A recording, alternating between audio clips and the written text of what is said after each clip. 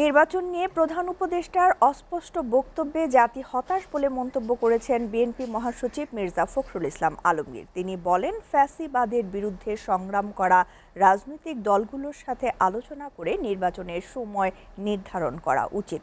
পঞ্চদশ সংশোধনী নিয়ে আদালতের রায়কে স্বাগত জানিয়ে দলের স্থায়ী কমিটির সদস্য সালাউদ্দিন আহমেদ বলেন, সংবিধান সংশোধনের জন্য সংসদই হচ্ছে একমাত্র ফোরাম।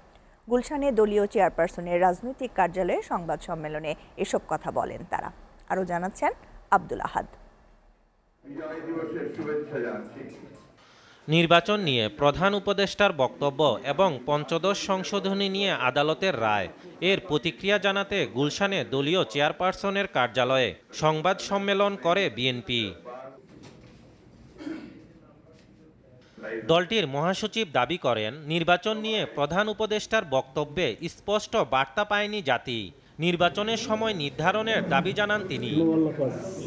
ডক্টর মোহাম্মদ ইউনূস নির্বাচনের সম্ভাব্য সময়সীমা 2025 সালের শেষ অথবা 2026 সালের প্রথম অংশ অনুষ্ঠানের কথা বলেন, যা একেবারেই অস্পষ্ট এবং নির্দিষ্ট সময়ের কোনো উল্লেখ নেই।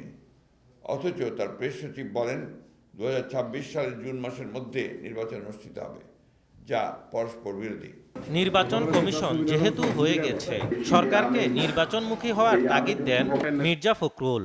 ইলেকশন কমিশন গঠন হয়ে গেছে, সুতরাং ইলেকশন পরিচালনা করবার, কন্ডাক্ট করবার জন্য তার প্রস্তুতি নেওয়ার তো সেই ধরনের কোনো প্রবলেম তো নাই, সুতরাং অতি দ্রুত সেটা করা সম্ভব। আর দলটির স্থায়ী কমিটির সদস্য সালাউদ্দিন আহমেদ বলেন, সংবিধান সংশোধন করতে হলে নির্বাচিত সংসদই করবে। রাজনৈতিকভাবে নির্বাচিত পরবর্তী সংসদ একটি নির্বাচিত সংসদেরই কর্ম যাবতীয় সংশোধনী বিবেচনা করার। আমরা এটাকে অ্যাপ্রিসিয়েট করি এভাবে আপনার প্রশ্নের উত্তরে, যে এটা একটা বিচার বিভাগীয় স্বীকৃতি মিলল যে সংসদ, একমাত্র সংসদই হচ্ছে উপযুক্ত ফোরাম যে কোনো রকমের সাংবিধানিক সংশোধনের জন্য। শারীরিক অসুস্থতার কারণে বিএনপি চেয়ারপারসন বেগম খালেদা জিয়া মুক্তিযোদ্ধা সমাবেশে যোগ দেবেন না বলেও জানানো হয় সংবাদ সম্মেলনে। এটা উনি অসুস্থ হয়ে পড়েছেন, গত পরশু রাত থেকে একটু অসুস্থ হয়ে পড়েছেন, যে কারণে চিকিৎসকদের পরামর্শ অনুযায়ী এটাকে স্থগিত করা হয়েছে। আব্দুল আহাদ, এসটিভি, ঢাকা।